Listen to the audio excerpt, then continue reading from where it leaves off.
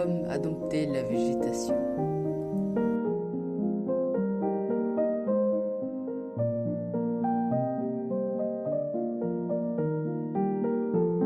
L'homme a dompté les animaux. L'homme a exploré les cavernes, les océans, les montagnes, le ciel, l'espace. L'homme a dompté la nature, il en a fait ce qu'il voulait. Il a présent le droit de vie et de mort sur elle. Mais comment en est-on arrivé là ? Comment l'espèce humaine peut-elle être aussi dominatrice sur un monde si dangereux pour elle ? Comment cet homme, si fragile, a-t-il pu enfermer le lion et le tigre ? Bonjour à tous. Dans cet épisode, on va y aller au feeling. En tout cas, on y allait au feeling pour la rédaction du script. Nous allons donc parler de l'homme et des animaux. Pour comprendre l'hégémonie de l'homme sur les autres animaux, il faut comprendre ce qui les différencie. Et c'est une question plutôt épineuse puisque la différence entre les humains et les animaux n'est pas clairement établie et dire que l'homme est un animal n'est pas quelque chose d'absurde, tout comme dire que l'homme est différent des animaux est plausible aussi. Mais si on considère que la domination de l'homme n'est pas due au hasard, il faut forcément admettre qu'il y a une différence entre humain et animal, ou au moins que l'homme est un animal très particulier.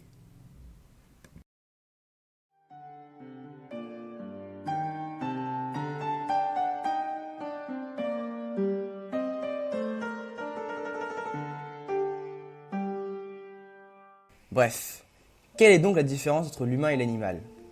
On pourrait facilement se dire que l'intelligence est la caractéristique de l'homme. Mais déjà, le terme intelligence veut tout et rien dire, donc faut le préciser. On pourrait citer par exemple sa capacité à résoudre des problèmes. Seulement, de nombreux animaux sont eux aussi capables de résoudre des problèmes et certains savent même utiliser des outils pour s'aider. Et la mémoire alors ? Eh bien, les chimpanzés, eux, ont une meilleure mémoire à court terme que nous. On pourrait alors objecter que nous pouvons apprendre de nos erreurs. Mais la notion d'expérience existe elle aussi chez les animaux. Et j'irai même plus loin. Ils ont la notion de la transmission du savoir. Les abeilles, par exemple, communiquent la position des fleurs à leurs congénères. Ah oui, d'accord, ils peuvent réfléchir. Mais les sentiments, eux, sont propres à l'homme, c'est sûr. Eh bien non. Singes, ours, chiens, ils ressentent tous la douleur et la joie. Les hommes et les animaux ont les mêmes compétences. Mais ce qui fait la différence entre les deux, c'est que les animaux se servent de leur capacité pour survivre. La pieuvre ouvre un bocal si elle voit de la nourriture à l'intérieur. Alors que les humains, eux, utilisent leur capacité pour comprendre le monde. Ils cherchent des réponses à ce qui les entoure et prennent conscience de la vie, mais surtout de la mort. Et prendre conscience de la mort, c'est prendre conscience de l'importance de la vie.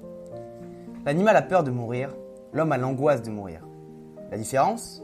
Le premier est un instinct de survie, l'autre le fruit de la conscience, de la réflexion. Et si on a conscience de l'importance de la vie, on fait tout pour la préserver.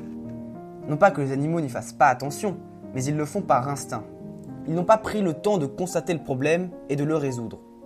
L'homme a trouvé une solution, lui, pour préserver la vie de lui et de ses semblables. Les valeurs. Tu ne tueras pas ton prochain, etc., etc. Toutes ces valeurs, plus ou moins universelles, sont à la base de nos lois. Et ces lois sont, selon moi, le fruit de notre conscience et donc la clé de notre survie. Ces lois punissent ceux qui ne respectent pas la vie. Du voleur au meurtrier, tous les comportements nuisibles à la vie humaine sont punis. Dans la nature, un tigre peut très bien en tuer un autre, il n'y aura aucune répercussion. Si moi je décide de tuer mon voisin, c'est la prison à perpétuité, voire la peine de mort en fonction des pays. Alors oui, l'homme est considéré comme le prédateur de l'homme, mais c'est parce qu'aujourd'hui, on n'a plus forcément de prédateur direct, et d'ailleurs je vous fais remarquer que l'animal le plus meurtrier pour l'homme, qui est d'ailleurs le moustique, fait plus de morts que l'homme vis-à-vis de lui-même. On ne peut donc pas nier l'importance cruciale des lois dans la préservation de l'espèce humaine. Mais pourquoi cet avantage sur les autres ? Pourquoi un tel déséquilibre au sein du vivant ? Je vous préviens tout de suite, je ne suis pas trop favorable à une explication divine des choses. De manière générale, les religions, je trouve ça un peu trop facile, si vous me le permettez. Voilà, toutes les interrogations de l'homme sont comblées, comme ça. On t'explique pas vraiment pourquoi, mais bon, c'est comme ça. Ouais. Bien sûr, on ne peut pas prouver que c'est faux, et je ne suis pas fondamentalement contre les religions, étant donné qu'elles offrent un cadre de vie sain, où la vie en est généralement au centre, et donc également une forme de loi, ce qui permet la sauvegarde de l'espèce. Je parle ici de la chrétienté, puisque je connais pas vraiment les autres. Bref, continuons. Je pars du principe que la religion est une réponse trop facile, donc on va faire sans. À mon avis, le meilleur moyen de répondre à la question est de la prendre à l'envers.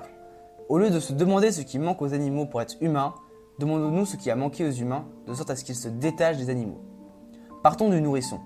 Un nourrisson, c'est un petit bout de chair nu qui sert à rien, qui ne fait rien, une espèce de larve.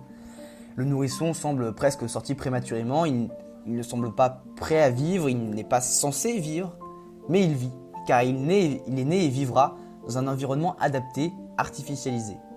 Nous sommes nés faibles. Si le vivant organisait, des Jeux Olympiques, c'est simple, on n'aurait aucun podium. On se fait déchirer dans à peu près tous les domaines, et comme on n'a pas toutes ces capacités de survie que peuvent avoir les autres animaux, il nous faut nous abriter, il nous faut nous protéger.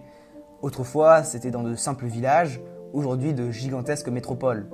Nous avions besoin de protection, nous avons donc développé les capacités pour en créer.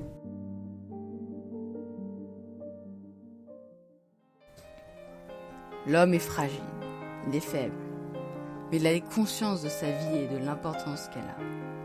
Il veut donc la préserver.